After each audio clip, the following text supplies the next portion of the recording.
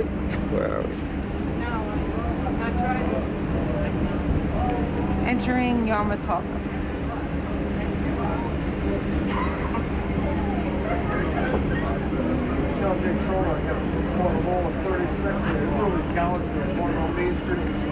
A little foggy.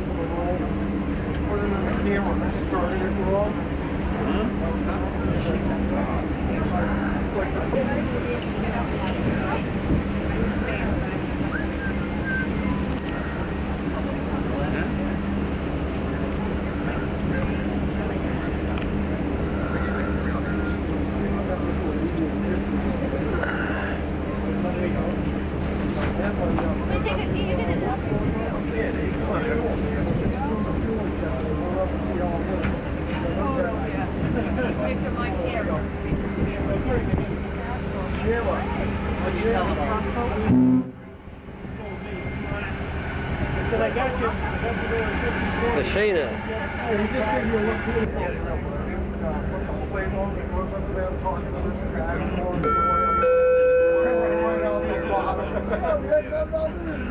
Attention please, all motorist passengers. This is the Shelburne, that's the Dory, and there's Maria.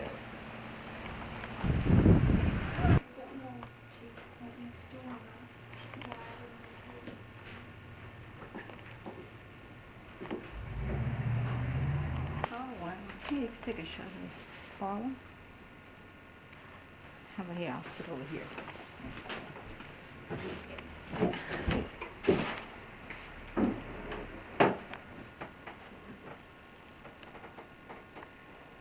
Ooh, who's that? Loyalist home. Okay.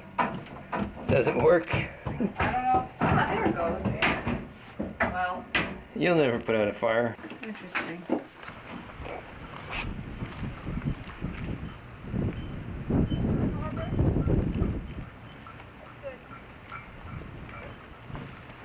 Come on, Maria, let's go see. Dory shop. Make a dory. Go find the steps. Something with that rope camera. This is Lunenburg.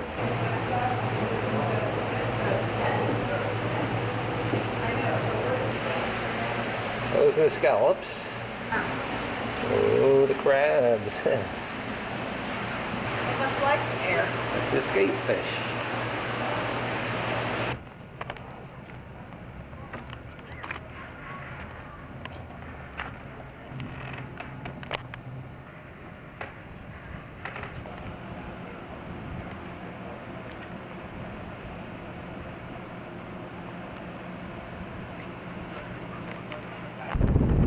Through yet, Maria? Hi.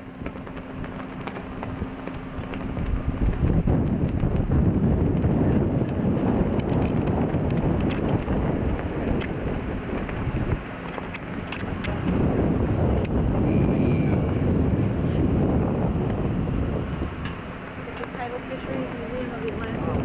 Where? On that red building.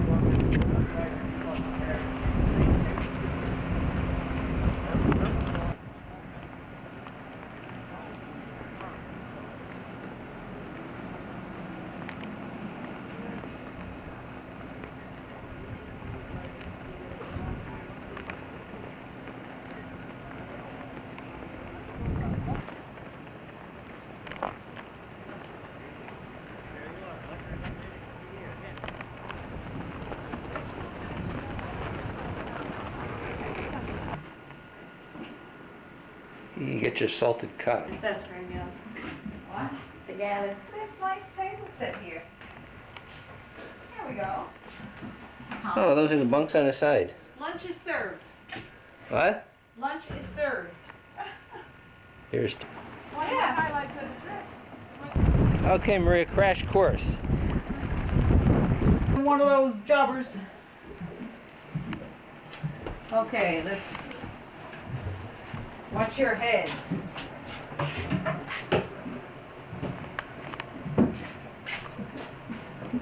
Bingo.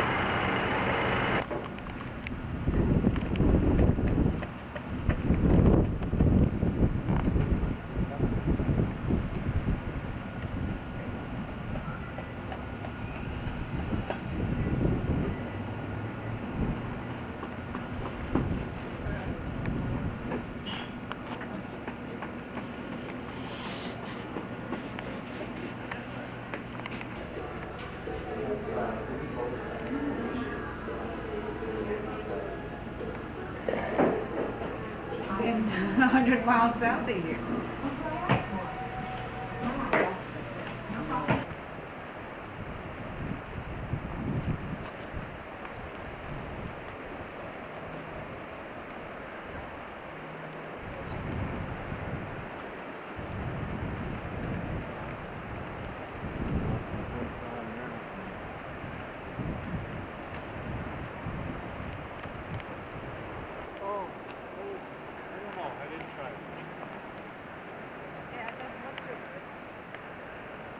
This is Peggy's Cove. Maria, I got you.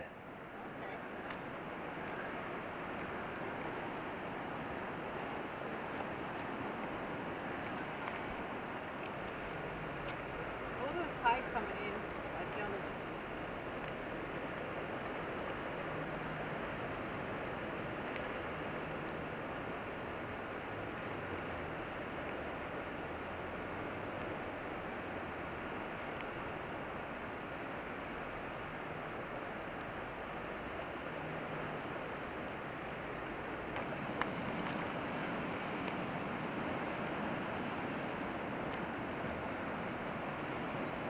Maria.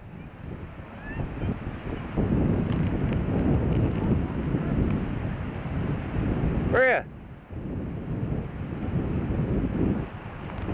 something. Breezy. Want to go in the sun over here? Yeah, down there. Okay, Sun? let's go. And then we take up this one.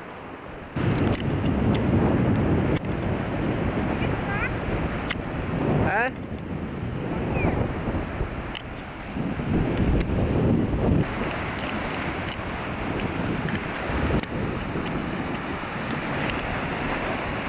Hope that's to recharge that tonight, huh? Oh, I got the big battery.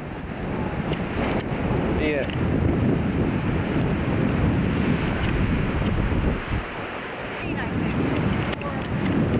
Well, you think it is, but you know.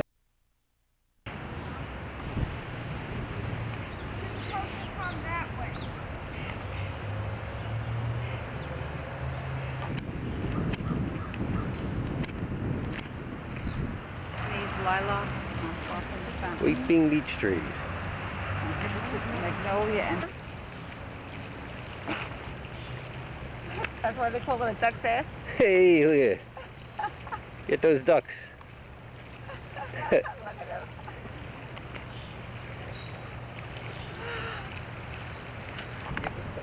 Okay, how to get a picture of Tom. I gotta figure out how to zoom in here. He's in front of Queen Victoria's statue. Says go, you go ahead. Are you running? Yeah. He's Says go west. okay. Wait, we gotta take a look at this compass. Put it down. We gotta get him up with his compass on. Boy Scout Tom, so he doesn't get lost in Halifax. North. Zoom in on this compass. Okay. And he's got his backpack on. Turn around. He's got his backpack on for what the rest of his survival kit. This all in the center of Halifax. Pretty flowers. Oh, what's that over there?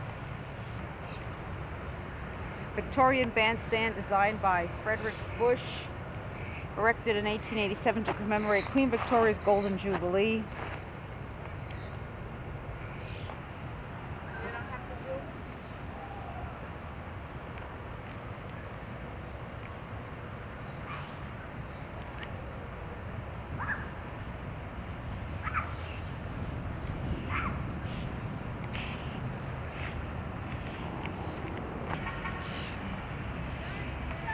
Gorgeous day.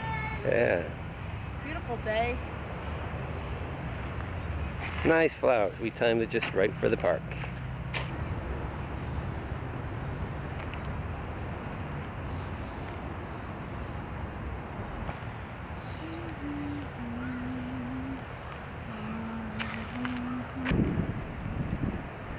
This is the view from the Citadel.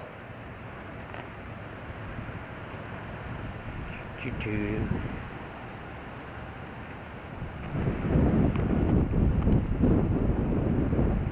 know if I can get it in here. At the clock tower?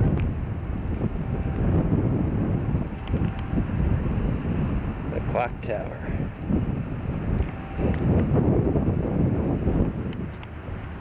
Whoops. Canada and get stuck seeing forts. I love forts.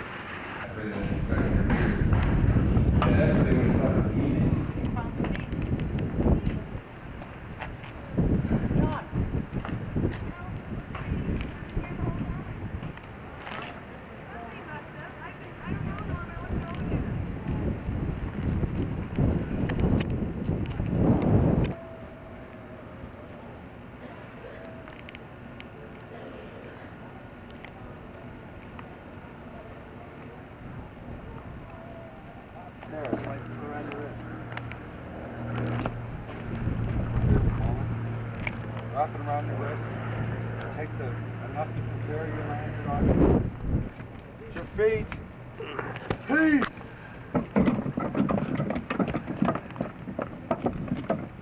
Keep together. McClellan, make sure you have that hand.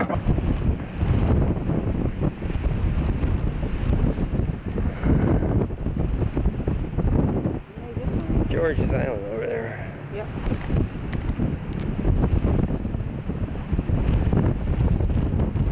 Alright.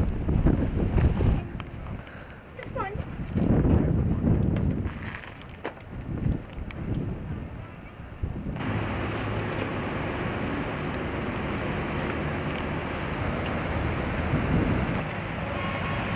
This is founded by Edward Cornwallis.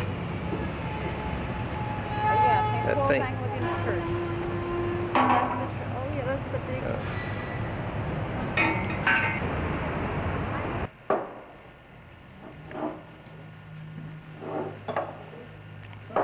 I would say, in my that's the expert opinion, I would say that's good.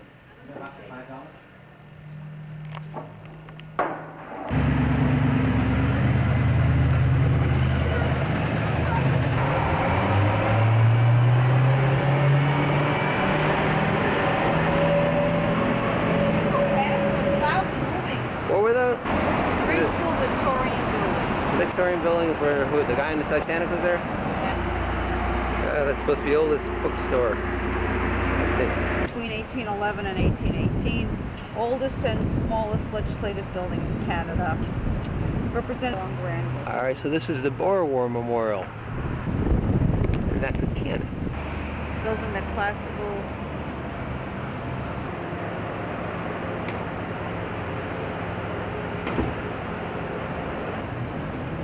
No, little plaza built after a large fire.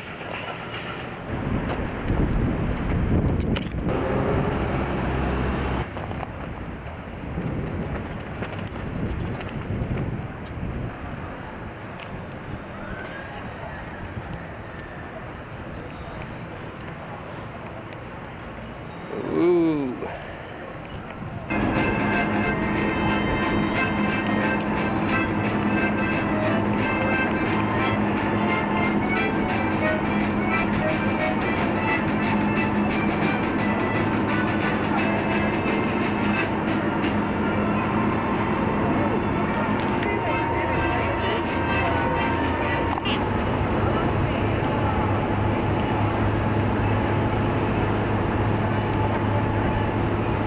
Halifax from the ferry to Dartmouth. Feel the ocean spray? Nope.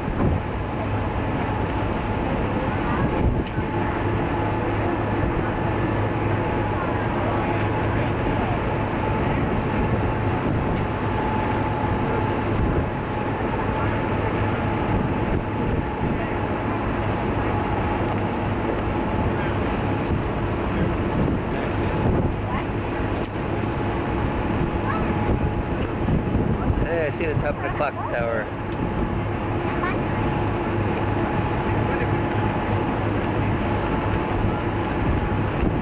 Yeah, zooming might be nice.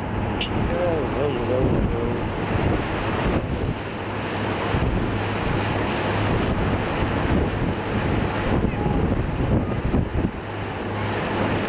Oh, there's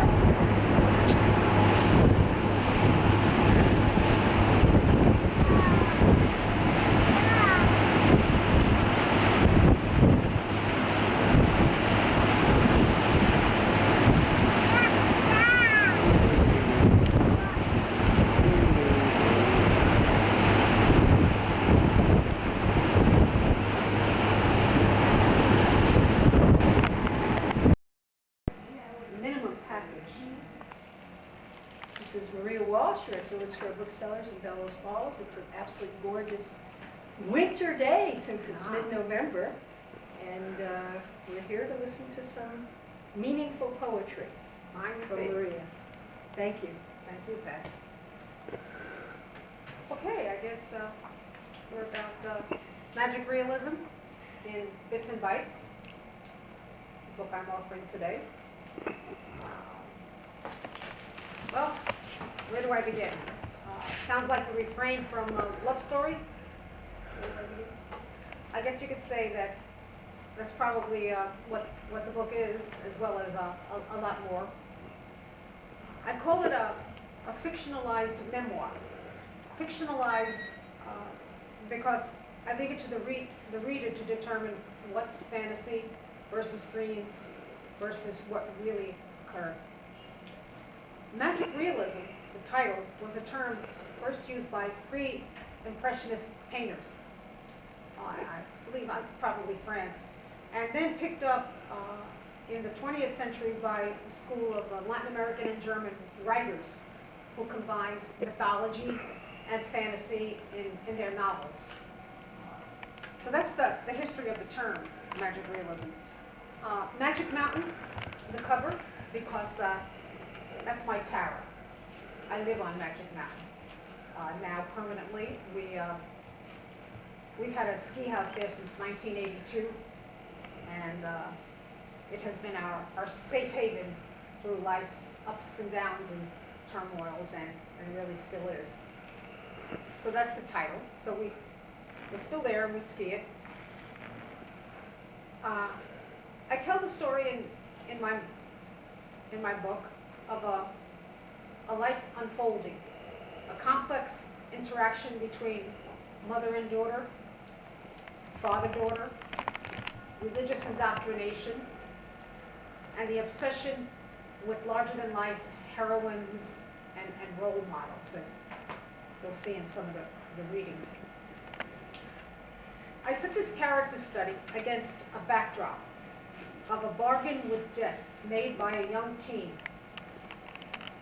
The bargain, if she lived life to the fullest, maximized her potential, experienced to the utmost, she'd accept death with sanity. Her powerful will drove the bargain, and so that's what the book is about, what she accomplished and what she did, both good and bad, against the backdrop of this bargain. It was the first thing she thought of at age 62 when she found out she had terminal cancer. The answer that came that lonely night in the hospital was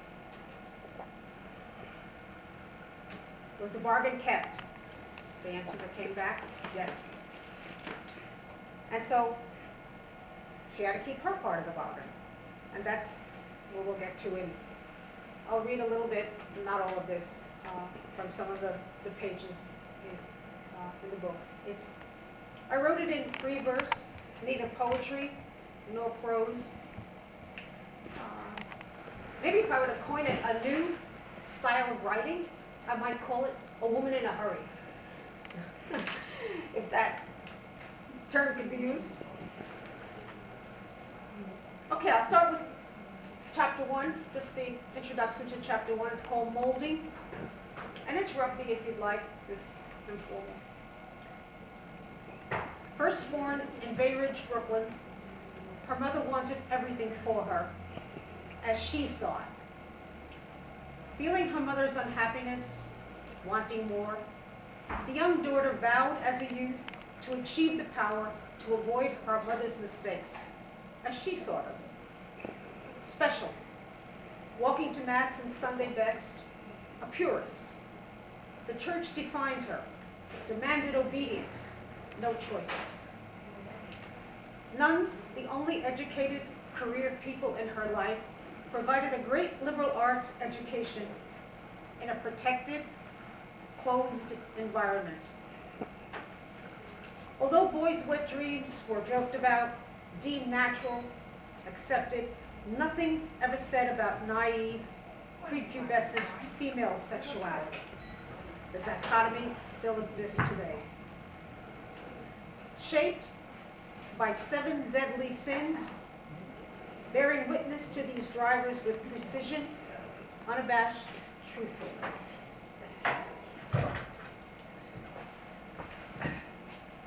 Her mother, Anna, bearing it, surviving it, diphtheria, rickets, scarce food, cramped cold water flat.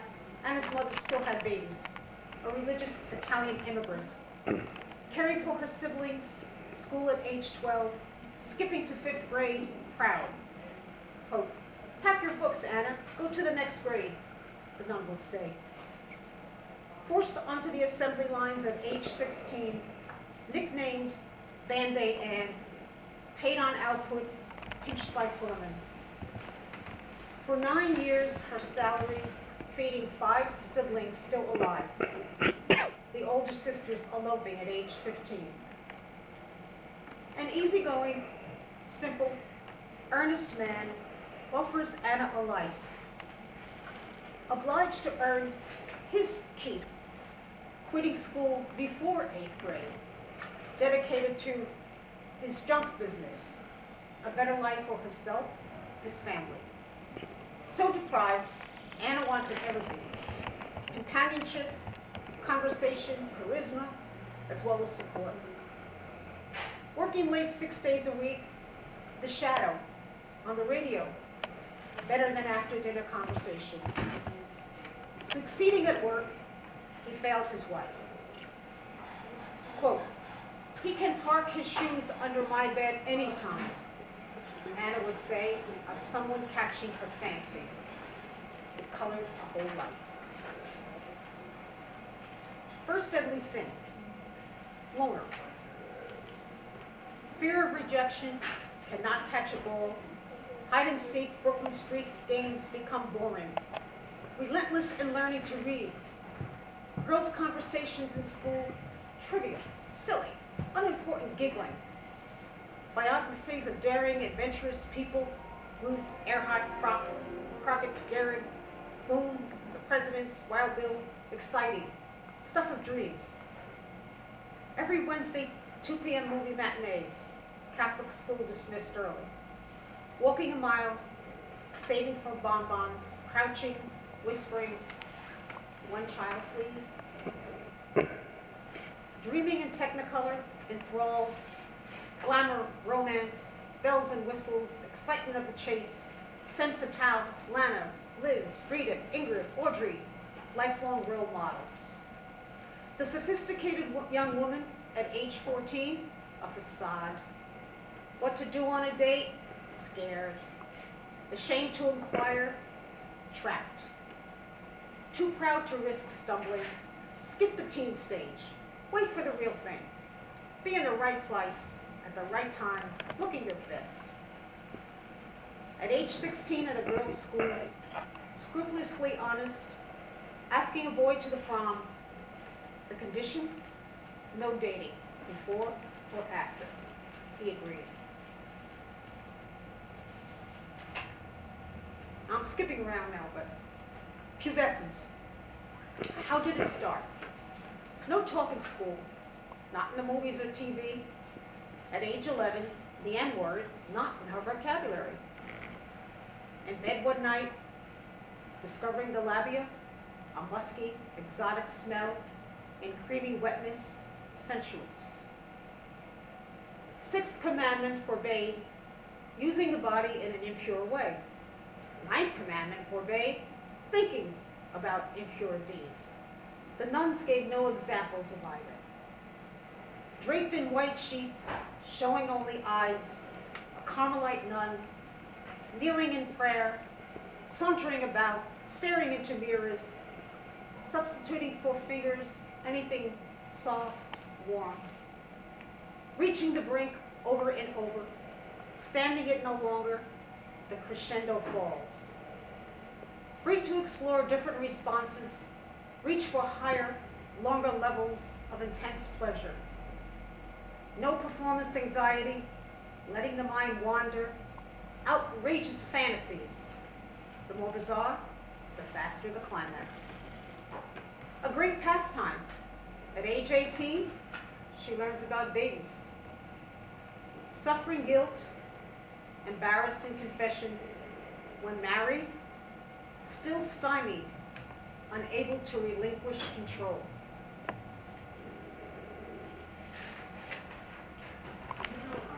Fourth deadly sin, control freak.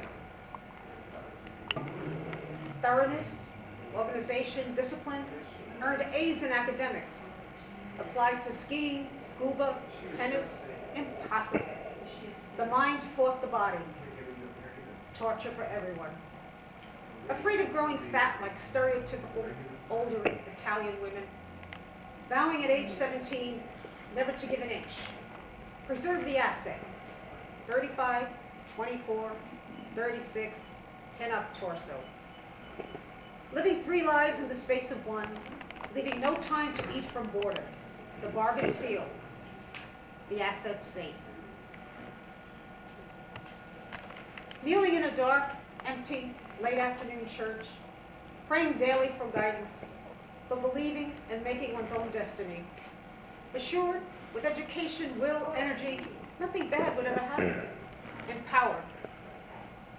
In control of choices, accepting outcomes, content. Seeing death coming, satisfied, sane. Rationalizing her happiness, family would follow, the consummate director. Multiplexing diet, fashion, sports, parties, families, friends, her ideas, priorities. Chapter 2, Introduction. A new beginning. Summer 1965, master's from Fordham University. Her significant other stayed in New York at IBM. She went to NIH in Bethesda. Publishing 2 papers with her boss, he offered to sponsor her for a PhD in biochemistry, planning a wedding instead via the shuttle flight. Her father had admonished that going to college was over-educating a girl out of a husband. The extended family pitied Aunt Helen, the only spinster out of 7 sisters. Night terrors and panic attacks of being alone. Marriage was part of experience to the utmost. At age 24, it was time. 5th deadly sin, rebellion. Early education guides a life's course, especially under nuns. Straight skirts banned senior year high school. In front of the class challenging, "Is this skirt indecent?" The nun shrugs, her vow of obedience. Wearing every day the same pleated skirt, the nun's head shakes in dismay. Her mother adored TC, her second college boyfriend. Quote, "He can park his shoes." So propelled, she fell head over heels. Quote, "You are too good for me." One never forgets the man that got away. Dreams of wedding virginity, the mission of the nuns, her father, quote, "If you give it away free, why should he buy a ring?" Heartache, pangs of loss, cornerstone of a sexual rebellion. How to turn the clock back. Taste the new sexual freedom, married or not. Enough good girl rules. Time to even the score. Sex had been humiliating. No more guilt. Not tied to love. A mode of communication. Flirting, open marriage, swapping, Plato's retreat, trying to fly. More on rebellion. Commencement guest speaker, 1969, Lady Cliff College, urging graduates to seek a career outside the home, to lobby corporations, government for daycare. The activist polemic, not invited back.